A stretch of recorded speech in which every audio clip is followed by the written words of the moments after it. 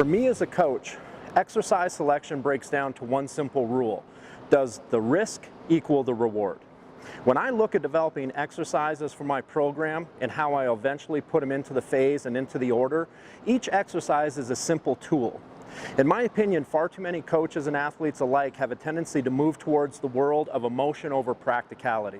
They choose exercises because it gives them a feeling. They think an exercise is going to be related to an outcome. The reality is an exercise is simply a tool that initiates a response from the body. That response, hopefully, if the program is cohesive over time, will lead to an outcome that will be favorable for either yourself or the athlete.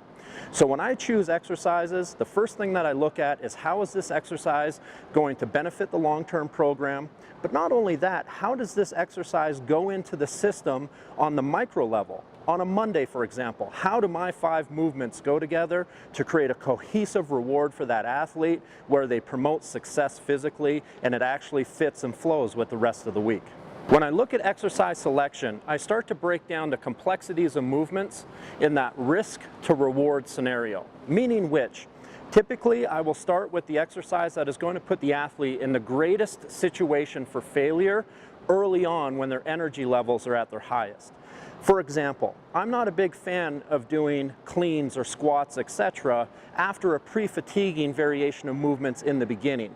I would like to warm up and move directly into those higher risk movements, and as the athlete begins to naturally fatigue, the exercise order would begin to benefit in that regard. Meaning which, if I start with back squats on exercise 1 or the A exercise of the day, I will move away from that level of CNS demand and I will move away from that level of complexity as the athlete's system begins to downregulate energy-wise, or they simply begin to fatigue.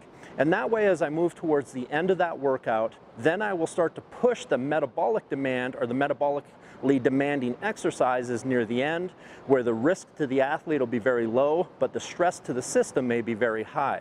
For example, that means that you would start potentially with a clean, moving to a back squat, moving to a unilateral supplemental like walking lunge, and finishing with a prowler push, where the worst thing that could happen is they fall down on their face and the workout's over.